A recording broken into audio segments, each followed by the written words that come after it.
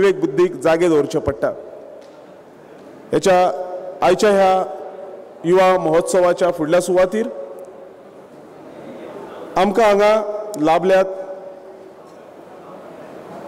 बाब प्रदीप मसूरकर अनगांव वाचा सुंदर ह्या संस्थेचे ते आसात आणि करियर गायडन्साचेर आमची जीण आमी जे कितें करतले जितूंतल्यान आमी आमच्या उपजिविके खातीर पोटा खातीर साधन सुविधे खातीर चार पयशे जोडटले पूण हे जोडटा आसतना सुद्दां जर आमी आमची आवड आमचो कल आनी तितूंतल्यान समाजाक जावपाचो उपयोग किंवा आमच्या फॅमिलीक वयर काडपाक आमी केल्ली मदत ह्या गोष्टीचो विचार करता आसतना खंयची खंयची फिल्डां बरी आसात खंयच्या दिशेक आमी कॉन्सन्ट्रेट करूं शकतात आमची स्वताची गरज कितें आसा आनी तितूंतल्यान आमी कशे तरेन बरे सरतले हे जाणा जातले जाल्यार वेगवेगळे विचार आयकुचे पडटा आनी अशेच कांय विचार आमच्या मुखार मांडपाक वेगवेगळे फॅकल्टीज हांगा येतले तितून आसात बाब प्रदीप मसूरकार बाब विविध पावसकार डॉक्टर सूरज काणेकार ह्या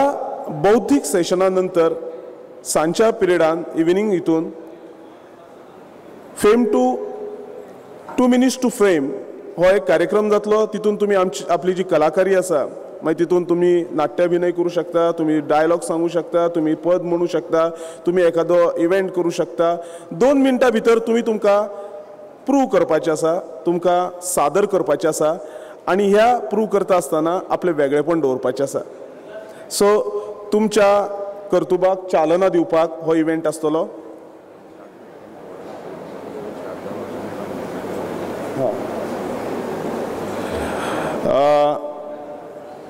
स्क्रीन लागलेली आसा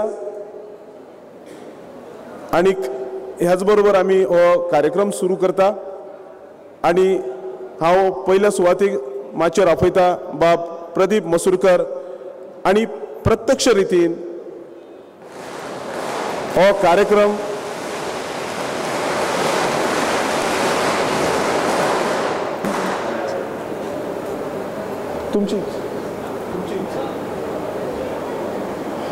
हो कार्यक्रम सुरू जाला अशें जाहीर करता आमचे कडेन आयिल्ले आसात बाब प्रदीप मसूरकर त्यांचो संक्षिप्त असो हांव बायोडेटा वाचपाचो प्रयत्न करता मदीं सर क्वॉलिफिकेशनान ते BSc B.Ed आणि M.Ed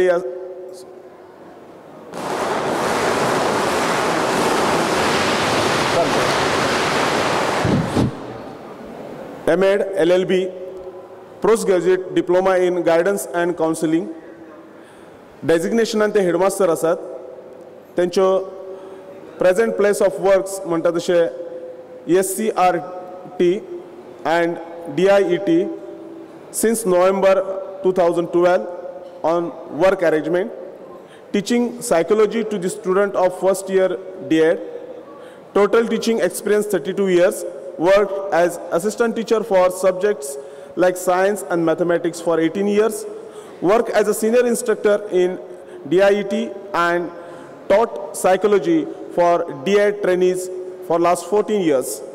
Participated national level science exhibition for 8 times, participated state level science exhibition for 20 times, participated of Teachers State Award, recipient of Teachers State Award in September 2007 from Directorate of Education, Government of Goa. सरांची जी कर्तूब आसा किंवा त्यांचे जे काम आसा हे खूप व्हडलें आसा हांव थोडक्यान त्यांचे हो परिचय करून दिल्लो आसा त्यांचो परिचय आमी हरशी त्यांच्या केन्नाय त्यांचो सहवास लाभलो जाल्यार करियर गायडन्सा विद्यी बारीक सुता किंवा बारीक बारीक कुता काडटा आसतना त्यांच्या इतर स्वभावाविषयी त्यांच्या इतर बायोडेटा विषयी माहिती घेऊया तर सुरू करतात बाब प्रदीप गोविंद मसूरकर. हॅलो श्री श्री वामनाश्रम गुरुना वंदन करून आजचं हे सत्राची मी सुरुवात करीत आहे. मगाशी आम्हाला कृष्णमूर्ती गुरुनी सांगितलं की गुरु कसे आहेत. एका अभंगामध्ये म्हटलेलं आहे ओंकार स्वरूपा सद्गुरु समर्था अनाथांच्या नाथा तुझं नमो. आमचे हे गुरु ओंकार स्वरूप आहेत. गुरुराव स्वामी आहे स्वप्रकाश, ज्यापुढे उदास चंद्र रवी. म्हणजे गुरुची शक्ती इतकी आहे की चंद्र आणि रवी त्यांचा सुद्धा प्रकाश अधुरा पडतो, फिका पडतो. असे हे गुरु आहेत. म्हणून आम्ही हे गुरुचं माध्यमच आम्हाला देवापर्यंत पोचू शकतं. आमच्या आचरणामध्ये, वागण्यामध्ये, बोलण्यामध्ये बदल घडून आणू शकतं. आणि साधी गोष्ट जर विचार केली, समजा एक हिरो होंडा गाडी आहे, नवीन करकरीत गाडी आहे, आणि ती गाडी चालवणारा चालकही आहे, आणि त्यामध्ये जर इंधन नसेल तर ती गाडी चालू शकणार नाही. तसं आम्हाला देवाने सुंदर देह दिलाय, मन दिलंय, बुद्धी दिलंय, पण गुरुची आम्हाला जर चांगली प्रेरणा मिळाली नाही तर आमचं जीवनाचं सार्थक होऊ शकत नाही. त्याच्यासाठी आम्ही गुरुच्या मार्गदर्शनानुसार आम्ही जर चाललो तर जीवनात यशस्वी होतो, ह्याबद्दल शंकाच नाही. आज मला जो टॉपिक दिला आहे आणि तो म्हणजे करिअर गायडन्स. आपलं क्षेत्र कसं निवडावं, आणि त्याच्यासाठी बरेचसे इथे युवा आलेले आहेत. मी त्यांना एकच विनंती करतो, त्यांनी जरा इथं पुढे येऊन बसायचं, म्हणजे मला त्यांच्याबरोबर थोडासा संवाद पण साधता येईल आणि त्यांच्याकडे बोलता पण येईल. कारण त्याचं मेन पर्पज तुमच्याशी संवाद साधणं आहे. आणि इथं जास्तीत जास्त जे युवा आलेले आहेत त्यांनी जर पुढे आलं तर मला आणि जरा बरं पडेल असं वाटतंय थोडंसं. पाठीमागचे जर जी युवा मंडळी बसली जरासं इथे येऊन बसलं तरी चालेल. तर सुरुवात करायला हरकत नाही. करिअर गायडन्स किंवा आम्ही आमचं व्यावसायिक क्षेत्र कसं निवडावं. सर्वप्रथम मी सुरुवात करताना एक सांगू इच्छितो की गुरुंना काय आवडतं. गुरुंना 3 गोष्टी आवडतात. एक शांतता, स्वच्छता आणि शिस्त. जर शांतता नसेल तर कुठलीही गोष्ट बरोबर होऊ शकत नाही. शिस्त नसेल तरी कुठली गोष्ट बरोबर होऊ शकत नाही. तर अशा प्रकारे गुरुने हे 3 मार्ग सांगितलेले, शांतता, स्वच्छता आणि शिस्त, आणि त्याप्रमाणे स्वच्छता ही बाळगली पाहिजे. तसं आज आम्ही जर शांततेने तुम्ही जर हा प्रोग्राम जर बघितला तर मला बरं वाटेल. तर आम्ही सुरुवात करूया. मी पुन्हा एकदा रिक्वेस्ट करतो, हे जे युवा बसलेत जरा इथं पुढे येऊन बसलं तर बरं होईल, जरा पुढे आलं तर बरं होईल. ओके, तिथंच बसणं हरकत नाही. तर आता 1 मिनिट, एक सुरुवात करूया. आम्ही थोडीशी संवादाने सुरुवात करूया. हां हां, मॅडम असू दे, मॅडम असू दे. हां, येस प्लीज कम, तुम्ही या. Yes come. बघा, आता एक इथे युवती इथं आलेली आहे आणि तिला मी 2 प्रश्न विचारणार आहे आणि त्यानंतर आम्ही आमच्या प्रोग्रामला, कार्यक्रमाला सुरुवात करूया. प्लीज का. येस का. हां, तुमचे नाव किती आहे? दीपा. कितलं आहे एज्युकेशन? कितलं आहे? Final year BCom. Final year BCom. Your from? कुठच्या नाही तुम्ही? कोटेश्वर. Very good. नाव can you tell me what is a career guidance? My MCom करता म्हणून म्हाका आश आसा. म्हळ्यार कॅरियर आमी MBA केल्यार लायक म्हणून म्हागेलें मनान. Okay, see the student of, ही जी स्टुडंट आसा BComची, आता तिका परत कन्फ्युजन आसा.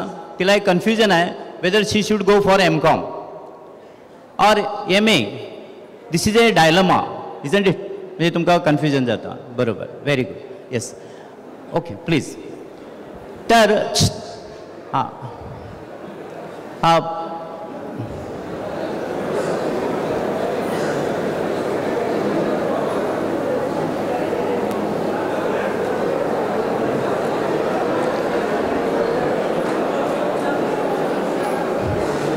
हां, येस.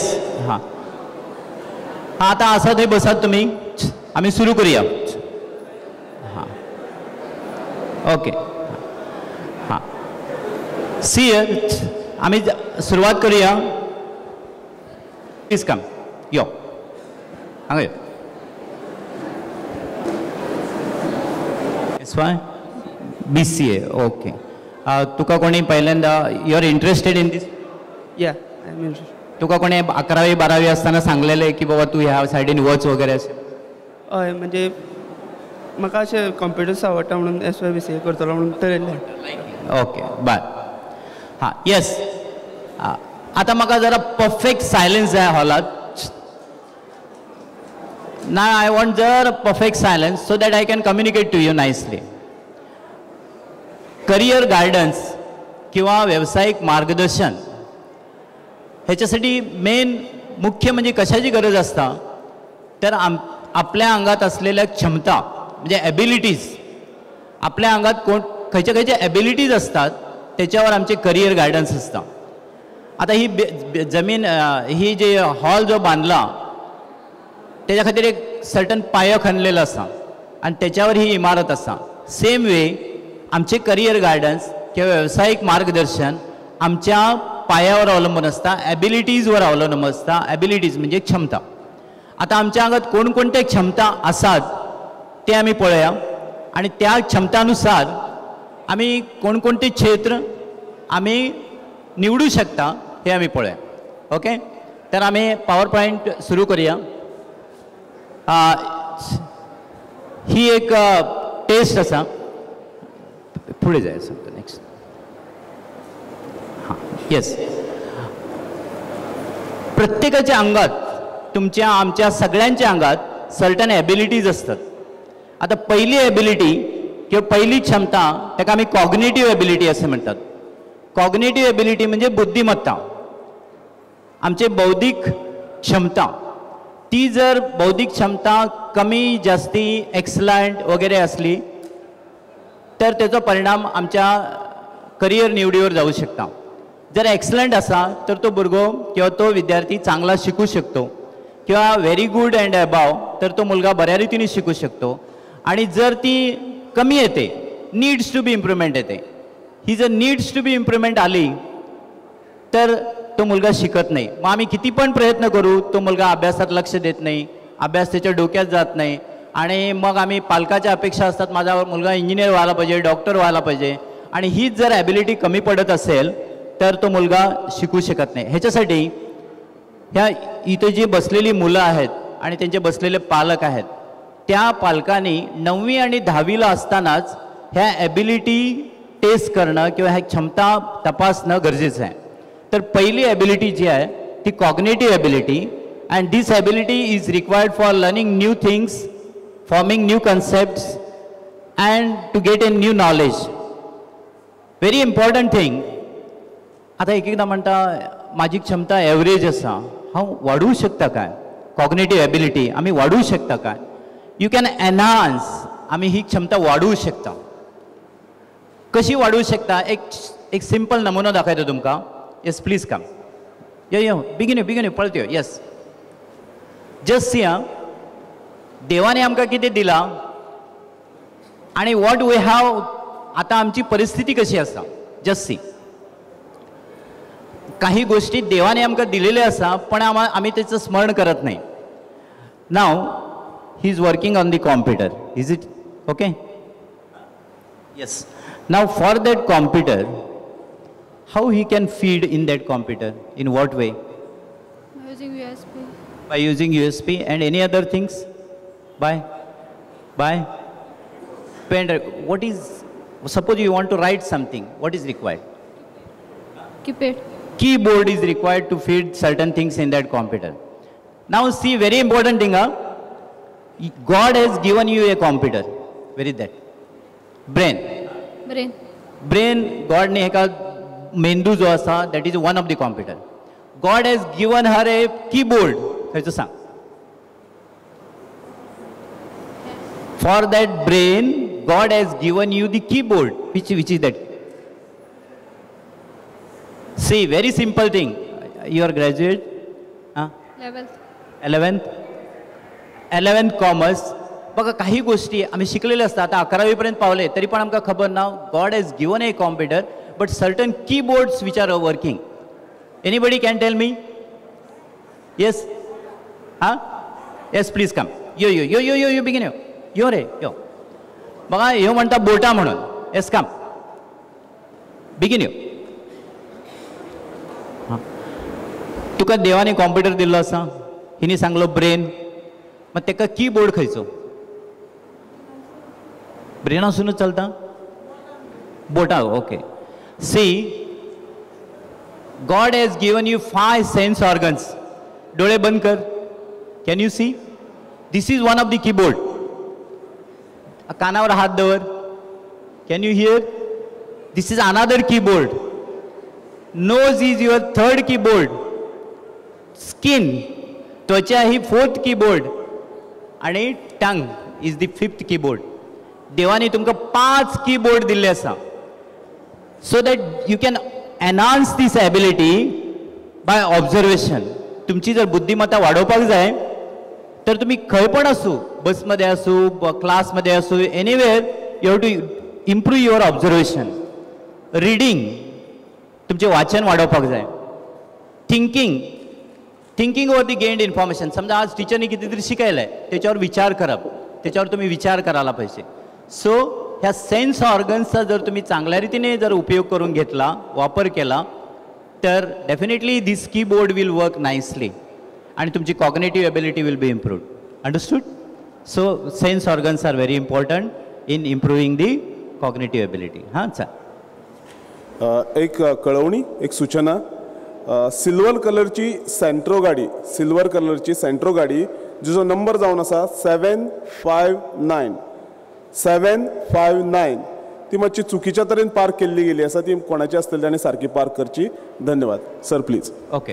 तर पहिली एबिलिटी आमच्या प्रत्येकामध्ये असता, that is the cognitive ability. आणि ती एबिलिटी वाढवपाचा आम्ही प्रयत्न करपाक जाय. आणि त्याच्यासाठी observation, thinking, listening and think over the gained information एवढी जरी केलं तरी तुमची आमची ही बौद्धिक क्षमता वाढवू शकता. हां, ओके. नेक्स्ट एबिलिटी आम्ही बघा, reasoning ability. Career is depends upon the reasoning ability also. आम्ही जे क्षेत्र निवडता न्ही ते आमच्या रिजनिंग एबिलिटीवर पण अवलंबून असता. ज्याची कॉग्नेटिव्ह एबिलिटी एक्सलंट असा, ज्याची रिजनिंग एबिलिटी एक्सलंट किंवा व्हेरी गुड असा, he can become a engineer, he can become a good doctor. आणि ज्याची cognitive ability needs to be improvement आणि रिजनिंग एबिलिटी पण कमी असता, he cannot become a doctor or engineer or teacher or something else. Reasoning ability is very important in our day to day life. आता प्रत्येक गोष्ट आम्ही reason करतात बघा. एकदा बस लेट आयली, कित्या खातीर लेट आयली? बस टायर पंक्चर झालो. सडनली फॅन बंद पडलो, कित्या खातीर बंद पडलो? तर आम्ही प्रत्येक गोष्टीक रिझन करता. That ability also we should improve. This ability is also required for higher level success. तुम्ही सायन्स, कॉमर्स किंवा डॉक्टर, इंजिनियर जावपाक त्या भुरग्याची किंवा त्या मुलाची reasoning ability very good and above जर असलो तर he can survive in science side, असे असू शकता. You can enhance this ability by small passages and concluding the information gained and practicing a short answer problem. पेपरमध्ये एकदा articles येतात, तो वाचून जर तुम्ही कन्क्लूड केले, why it is given, why it should be, ते किती कारण असेल असे जर तुम्ही क्वेश्चन विचारले तर तुमची रिजनिंग एबिलिटी वाढवू शकता. Next, third ability, memory. Very important is memory. Now memory, figural memory means ability to learn and remember by non-verbally, and memory with respect of forms, color, organization and various things in the environment is assessed in this. Now figural memory म्हणजे एकदा आम्ही पळयले आमच्या लक्षात येता. आता last weak आता खंयचो पिक्चर पळयलो बाबा, चेन्नई एक्सप्रेस पळयलो आणि खंयचो तरी पळयलो. ती फिगरल मेमरी आमच्या डोळ्यासमोर येता आणि आम्ही होलिस्टिक व्यू कन्क्लूड करता. ह्या पिक्चरमधून आम्ही किती साध्य केलं आहे त्याका आम्ही फिगरल मेमरी म्हणता. जे आम्ही पळयल्ले लक्षात उरता पिक्चर फॉर्ममध्ये किंवा स्टोरी फॉर्ममध्ये त्याका आम्ही फिगरल मेमरी म्हणता. आणि ही मेमरीसुद्धा ती नॉन वर्बल असता. जी काही घटना आम्ही बघितलेल्या वगैरे आमच्या लक्षात येतात, पाहिलेल्या लक्षात येतात आणि ते स्टोर होतात. तर काहींची मेमरी ती एक्सलंट असते, काहींची व्हेरी गुड असते आणि जर हायर लेवल जर तुम्हाला एज्युकेशन घ्यायचं असेल तर त्या मुलाची गुड, व्हेरी गुड और एक्सलंट जर मेमरी असेल तर तो मुलगा चांगल्या रीतीने शिकू शकतो. You can enhance. प्रत्येक गोष्टीला एक एक सोल्युशन आहे बघा, एक एक सोल्युशन आहे, एक एक काहीतरी त्याला वाढवायला स्कोप आहे. समजा मला वाटलं बाबा माझी फिगरल मेमरी कमी आहे, how we can enhance? Develop a habit of visualizing things you see, read and alert towards the details as a whole. आता फॉर एक्झाम्पल समजा आम्ही 11th सायन्सचा कसा आहोत असे धरून चालूया आणि एक न्यूटन्स लॉज एक टॉपिक असा, हांवें एक पेज वाचून I will not understand the whole concept. Second page वाचले, थर्ड पेज वाचले, फोर्थ पेज वाचले आणि आफ्टर दॅट फोर्थ पेज वाचल्यानंतर I get a holistic view what is mean by Newton's law. Newton first law, second law, third law. Newton first लॉमध्ये किती सांगला, Newton second लॉमध्ये किती सांगला, न्यूटन थर्ड लॉमध्ये किती सांगला, त्याचे ॲप्लिकेशन किती. असे जर तुम्ही होलिस्टिक व्ह्यू जर पळयलं that is called as the visual memory. आणि ती जर व्हिज्युअल मेमरी तुमची जर बरी असली तर तुमचे करियर बऱ्या रीतीने चांगले जाऊ शकता. आणि याच्यासाठी जे 9th आणि 10th 9th स्टँडर्ड आणि 10th स्टँडर्ड जे स्टुडंट असा तुम्ही ॲप्टिट्यूड टेस्ट जर केले तर तुमचे स्ट्रेंथ अँड विकनेसीस तुमका ह्या वयातच जर समजली तर ते आम्ही भरून चांगल्या रीतीने भरून काढू शकता. येस, नेक्स्ट व्हायला पाहिजे. माझा मुलगा आर्किटेक्चर झाला पाहिजे आणि सिव्हिल इंजिनियर व्हायला पाहिजे. तर त्याच्यामध्ये कुठली बेसिक ॲबिलिटी असावी लागते. तर पहिल्यांदा first is cognitive ability very good and above, memory very good and above, reasoning very good and